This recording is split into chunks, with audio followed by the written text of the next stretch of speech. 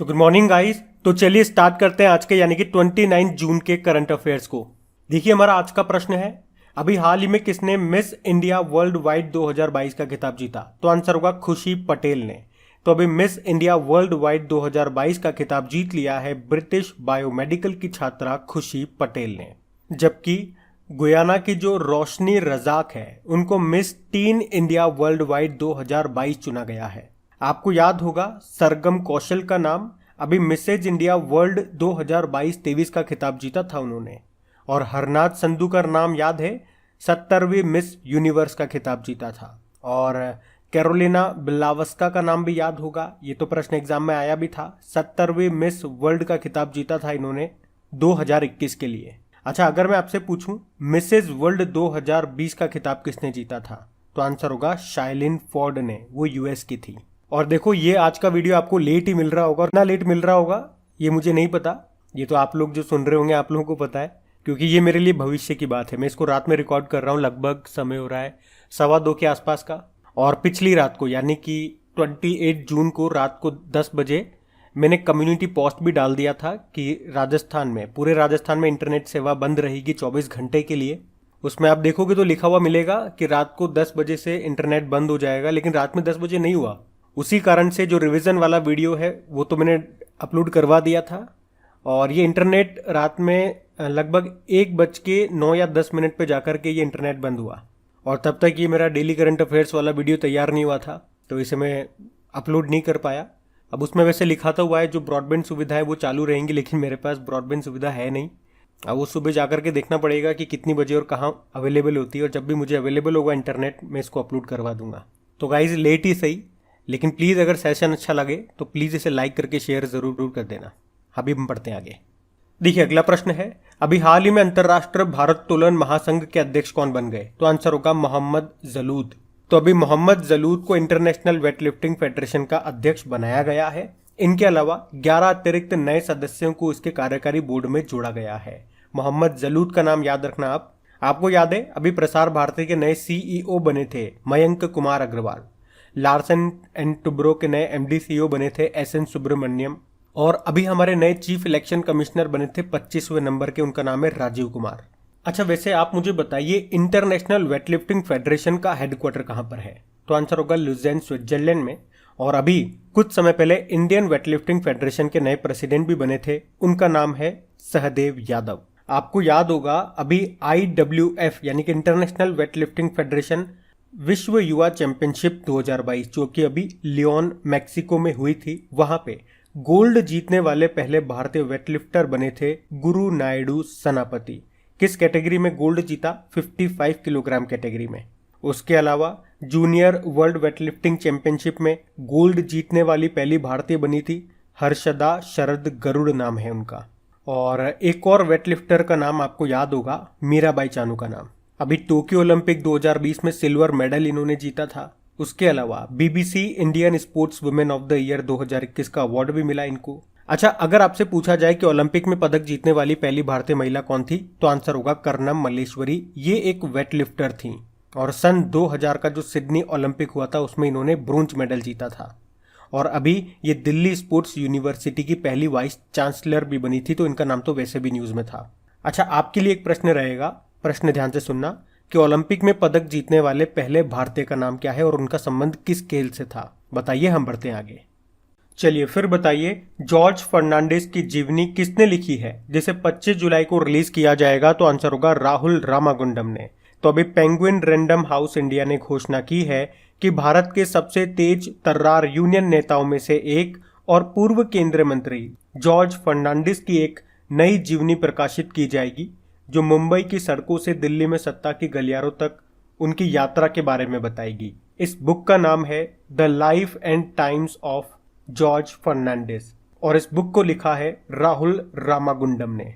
अच्छा, आपको याद होगा गौतम अडानी जो बिजनेसमैन है, उनकी जीवनी जिसका नाम है गौतम अडानी द मैन वो चेंज्ड इंडिया, इसको किसने लिखा था? RN भास्कर ने। और विनीत कार्निक के बारे में भी आपने पढ़ा होगा, भारत की पहली स्पोर्ट्स मार्केटिंग बुक जिसका नाम है business of sports the winning formula for success, इसको भी लॉन्च किया गया था। इसको लिखा किसने है? विनीत कार्निक ने। और सबसे इम्पोर्टेंट रतन टाटा जी की जीवनी जो इस बार नवंबर तक रिलीज हो जाएगी, उसका नाम है Ratan and Tata the authorised biography. इसको लिखा है डॉक्टर थॉमस मैथ्यू ने। अच्छा, एक प्रश्न मैं आप लोगों से पूछूंगा, यूनाइटेड नेशन के जो पूर्व सेक्रेटरी जनरल थे ना, बान की मून, उनकी बायोग्राफी का नाम क्या है? बताइए, हम बढ़ते हैं आगे। चलिए बताइए, जून 2022 में टाटा पावर ने कहां पानी में तैरती हुई भारत की सबसे बड़ी सोलर परियोजना शुरू की? तो आंसर होगा केरल। तो टाटा पावर की पूर्ण स्वामित्व वाली सहायक कंपनी है टाटा पावर सोलर सिस्टम, जिसने अभी केरल के कायाकुलम में 350 एकड़ जल निकाय बैक वाटर क्षेत्र में भारत की सबसे बड़ी तैरती हुई सौर ऊर्जा परियोजना शुरू की है। इसकी कैपेसिटी है 101.6 मेगावाट। चलो आप मुझे बताओ कि कौन सा वो देश है जो 2028 में अंतरिक्ष में एक सौर ऊर्जा संयंत्र यानी कि प्लांट शुरू करने की योजना बना रहा है? तो आंसर होगा चाइना। और भारत के पहले portable solar roof top system का अनावरण कहाँ पे किया गया? गांधीनगर, गुजरात में। और आपको याद होगा, मुंबई का जो छत्रपति शिवाजी महाराज इंटरनेशनल एयरपोर्ट है, वो हाइब्रिड बिजली परियोजना स्थापित करने वाला पहला हवाई अड्डा बना है। हाइब्रिड जो बिजली है, इसमें कौन कौन सी बिजली आएगी, मतलब किस किस से बिजली बन रही है? एक तो विंड से और एक सोलर से। और अगर आपसे पूछे कि कौन सा हवाई अड्डा पूरी तरह से पन बिजली यानी कि हाइड्रो और सोलर एनर्जी से चलने वाला पहला हवाई अड्डा बना, तो आंसर होगा इंदिरा गांधी इंटरनेशनल एयरपोर्ट, जो कि दिल्ली में है। उसके अलावा याद रखना, अभी इंडियन ऑयल कॉरपोरेशन ने सूर्या नूतन नाम से एक इंडोर सोलर कुकटॉप भी लॉन्च किया था। उसके अलावा मैरकॉम इंडिया के अनुसार 10 गीगावाट सौर क्षमता को पार करने वाला देश का पहला राज्य बना है राजस्थान। और आपको याद होना चाहिए, 100% सोलर एनर्जी से संचालित मंदिर कौन सा है? कोणार्क सूर्य मंदिर है, जो कि है उड़ीसा का, जिसे ब्लैक पैगोडा भी कहते हैं। 10 रुपए के करेंसी नोट पे इसी का चित्र अंकित है। इसका निर्माण करवाया है गंग वंश के शासक नरसिंह देव फर्स्ट ने। अच्छा, वैसे भारत के शुद्ध शून्य कार्बन उत्सर्जन का लक्ष्य कब का है? 2070 का। और भारत का ऊर्जा स्वतंत्रता का लक्ष्य है 2047 का। तो ये सारे पॉइंट्स ध्यान रखना, बढ़ते हैं आगे। अच्छा, चलिए बताइए, अभी हाल ही में इयोन मॉर्गन ने अंतर्राष्ट्रीय क्रिकेट से संन्यास ले लिया। आपको बताना है ये किस देश के खिलाड़ी हैं? तो आंसर होगा इंग्लैंड। तो 2019 में वर्ल्ड कप विजेता इंग्लैंड के कप्तान इयोन मॉर्गन ने 35 साल की उम्र में अंतर्राष्ट्रीय क्रिकेट से संन्यास ले लिया। इयोन मॉर्गन ये वनडे और T20 क्रिकेट में इंग्लैंड के लिए सर्वाधिक रन बनाने वाले और सर्वाधिक मैच खेलने वाले खिलाड़ी भी हैं। अभी आपको याद होगा, 2 भारतीय महिला क्रिकेटर हैं जिन्होंने संन्यास ले लिया है अंतर्राष्ट्रीय क्रिकेट से। एक का नाम है मिताली राज और दूसरी है रुमेली धर। अच्छा, अभी आईपीएल हुआ। आपको बताया 2022 में आईपीएल का ये कौन सा संस्करण था? 15वां संस्करण था, जो कि कहाँ पे हुआ? भारत में हुआ। किसने जीता? गुजरात टाइटंस ने। पहली बार ही ये इसमें शामिल हुई है, मतलब पहली बार नई टीम बनी। 2 नई टीमें बनी थी, लखनऊ सुपर जायंट्स और गुजरात टाइटन। तो गुजरात टाइटन ने ही इसको जीत लिया है, जिसके कप्तान कौन थे? हार्दिक पांड्या। और लखनऊ सुपर जायंट्स के कप्तान पूछेंगे तो केएल राहुल थे। अच्छा, गुजरात टाइटन ने किसे हराया? राजस्थान रॉयल को हराया। और यहाँ से 2 कैप भी याद रखना, पर्पल कैप और ऑरेंज कैप। ऑरेंज कैप मिलती है जो सबसे ज्यादा रन बनाते हैं, पर्पल कैप मिलती है जो सबसे ज्यादा विकेट लेते हैं।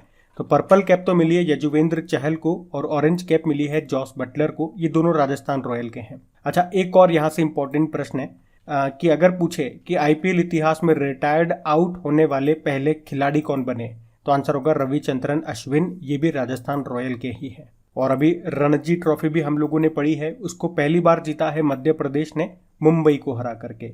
41 बार की, यानी कि सबसे ज्यादा बार की जो चैंपियन है वो मुंबई है, उसी को हरा दिया है एमपी ने। अच्छा, मुझे बताओ, खेलो इंडिया यूथ गेम्स का भी 4था संस्करण हुआ था पंचकुला हरियाणा में, जिसका शुभंकर मैस्कोट था धाकड़। उसमें विजेता रहा है हरियाणा।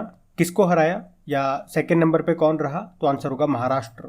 और खेलो इंडिया यूनिवर्सिटी गेम्स का जो भी दूसरा संस्करण हुआ था बंगलुरु में, जिसका मैस्कॉट शुभंकर था वीरा, उसमें पहले स्थान पे है जैन यूनिवर्सिटी। ये बंगलुरु की ही यूनिवर्सिटी है। और अभी आईसीसी वुमेन्स वर्ल्ड कप 2022 हुए थे न्यूजीलैंड में, उसको जीत लिया ऑस्ट्रेलिया ने इंग्लैंड को हरा करके। चलिए, एक प्रश्न अब आपके लिए भी बनेगा, किस देश के ऑलराउंडर थे किरोन पोलार्ड, जिन्होंने अभी संन्यास ले लिया है? सिंपल सा प्रश्न है, उत्तर दीजिए, हम बढ़ते हैं आगे। अब बताइए, जून 2022 में टोगो और कौन सा देश है जो कि कॉमनवेल्थ एसोसिएशन का नया सदस्य बन गया है? तो आंसर होगा गैबॉन। तो अफ्रीकी देश हैं दोनों के दोनों, एक का नाम है गैबॉन, एक का नाम है टोगो, जिनको राष्ट्रमंडल देशों के समूह में अभी शामिल कर लिया गया। कॉमनवेल्थ नेशन बोल दीजिए, जिसको ही राष्ट्रमंडल देश बोलते हैं। तो अब इसमें टोटल कितने देश हो गए, या यूं कहूं कि टोटल कितने राष्ट्रमंडल देश हो चुके हैं, तो आंसर होगा 56। आपको बता दूं, गैबोन और टोगो ये कभी भी ब्रिटिश उपनिवेश नहीं रहे हैं। इसका मतलब इन पे कभी भी ब्रिटिशों ने अधिकार नहीं किया, शासन नहीं किया। तो इसमें आपको ज्यादातर वही देश मिलेंगे जो कभी ब्रिटिश उपनिवेशक रहे थे, यानी कि ब्रिटेन ने उन पे राज किया था। लेकिन यहाँ पे ऐसा कोई कंपलसरी नहीं है, चाहे तो वो इसके सदस्य बने रह सकते हैं, वरना हट भी सकते हैं। या फिर कोई ऐसे नए देश भी हैं, वो भी इसमें शामिल हो सकते हैं जिन पे कभी ब्रिटिश ने या ब्रिटेन ने शासन नहीं किया। उसी तरह से ये अभी 2 देश जुड़ गए हैं, गैबॉन और टोगो। अच्छा, अगर आपसे पूछा जाए इस साल राष्ट्रमंडल देशों की अध्यक्षता किसके पास है, तो याद रखना रवांडा के पास है।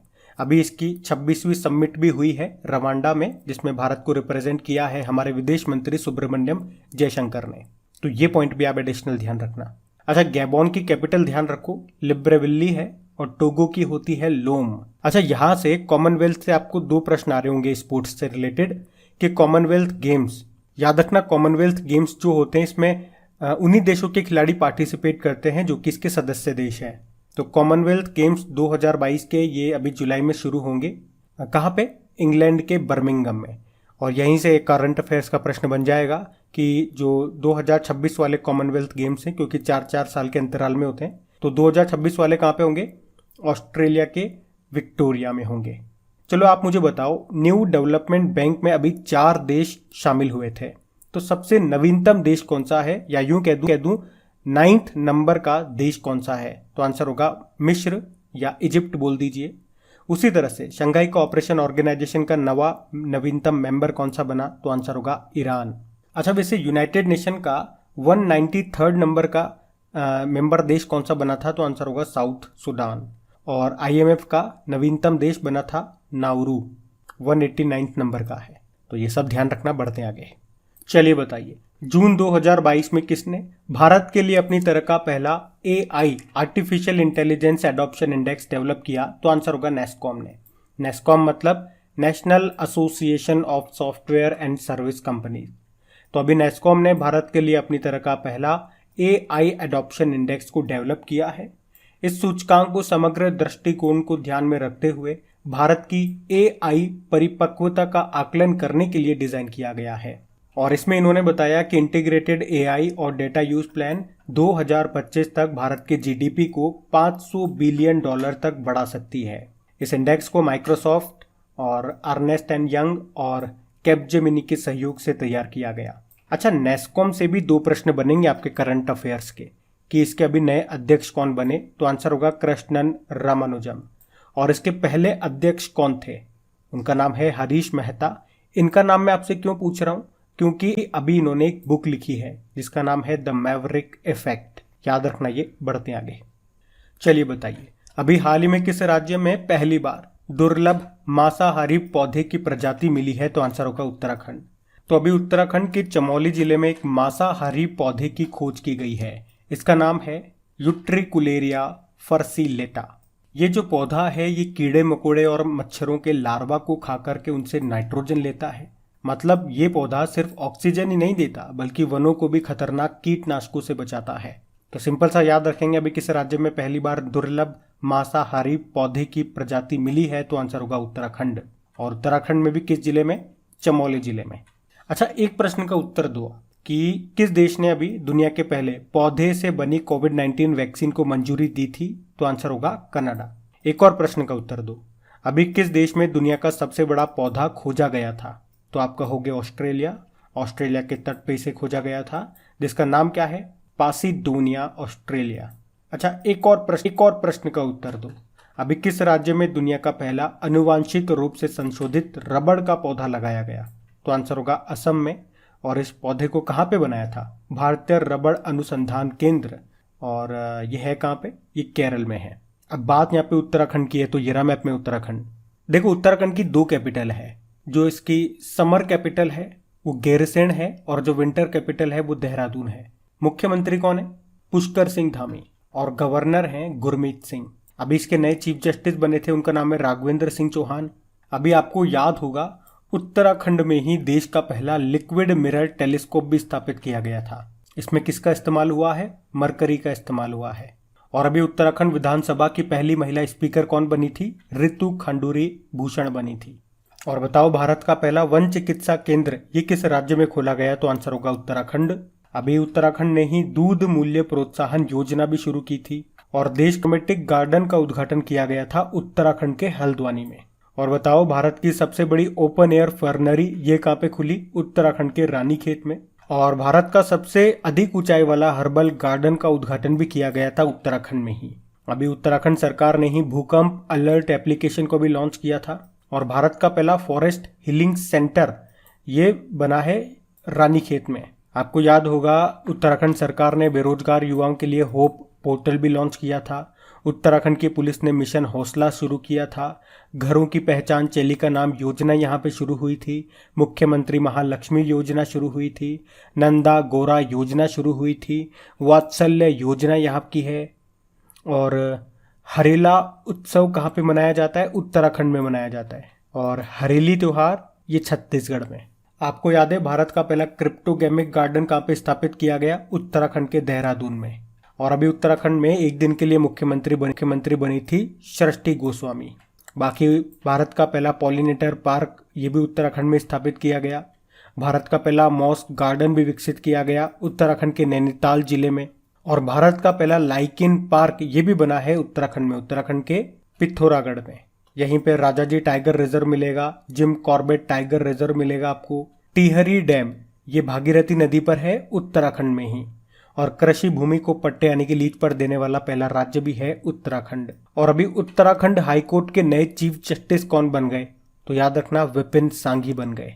बढ़ते आगे, चलिए बताइए, जून 2022 में भारतीय महिला डिस्कस थ्रोवर है नवजीत ढिल्लो। इन्होंने कोसानोव मेमोरियल 2022 एथलेटिक्स मीट में कौन सा मेडल जीता? तो आंसर होगा गोल्ड मेडल। अच्छा, पहला प्रश्न तो यही बन गया कि इसका आयोजन ये कहाँ पे किया जा रहा है? कजाकिस्तान के अलमाटी में कोसानोव मेमोरियल 2022 एथलेटिक्स मीट का आयोजन हुआ। और दूसरा प्रश्न ये बन जाएगा कि नवजीत ढिल्लो का संबंध किस खेल से है? ये डिस्कस थ्रोवर हैं। और यहाँ पे इन्होंने 56.26 मीटर डिस्कस को थ्रो करके गोल्ड जीत लिया है। तो इस तरह के प्रश्न भी आपके एग्जाम में आ जाते हैं। खिलाड़ी का नाम दे देंगे और पूछेंगे इनका संबंध किस खेल से है। और याद रखना, ज्यादातर वही खिलाड़ी पूछेंगे जो आपके न्यूज में थे, जिन्होंने कुछ कमाल धमाल किया हो। जैसे कि पूजा जातियान का नाम आपसे पूछा जा सकता है। इनका संबंध तीरंदाजी से है।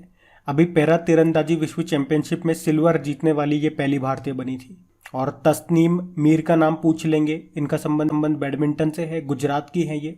अभी दुनिया की नंबर 1 जूनियर बैडमिंटन प्लेयर ये बनी है। तो ये सभी चीजें याद रखना आप। बढ़ते आगे, चलिए बताइए, अभी हाल ही में केम्पेगौड़ा इंटरनेशनल अवार्ड से किसे सम्मानित नहीं किया गया? प्रश्न में पूछ रहे हैं, नहीं किया गया। तो आंसर होगा बीवी दोषी। मतलब किन्हें किन्हें किया गया होगा? तो कर्नाटक के पूर्व मुख्यमंत्री MS कृष्णा को, इन्फोसिस के संस्थापक NR नारायण मूर्ति को और पूर्व बैडमिंटन प्लेयर प्रकाश पादुकोण को। इनको केम्पेगौड़ा इंटरनेशनल अवार्ड के लिए चुना गया है, जिसे इस साल की शुरुआत में स्थापित किया गया था। और इसमें इन्हें 5 लाख रुपए का नगद पुरस्कार मिलेगा। बाकी बीवी दोषी ये कौन है? ये भी कोई मामूली नाम नहीं है। अभी हमने पढ़ा था रॉयल गोल्ड मेडल अवार्ड 2022 के लिए इनको चुना गया था। ये एक आर्किटेक्ट है, वास्तुकार है। अच्छा, आप तो मुझे बता दो, केम्पेगौड़ा इंटरनेशनल एयरपोर्ट ये किस राज्य में आपको मिलेगा? हम बढ़ते हैं आगे। अच्छा बताइए, अभी हाल ही में वेंकटरमन कृष्ण मूर्ति का निधन हो गया। वे किसके पूर्व अध्यक्ष नहीं थे पूछ रहे हैं यहाँ पे। आपके ऑप्शन है भेल के, मारुति उद्योग, NTPC या सेल। तो आंसर होगा NTPC। यानी कि भेल और मारुति उद्योग और सेल इसके पूर्व अध्यक्ष रह चुके थे ये वेंकटरमन कृष्ण मूर्ति, जिनका भी 97 वर्ष की उम्र में निधन हो गया। इनका जन्म तमिलनाडु के करुवेली में हुआ था।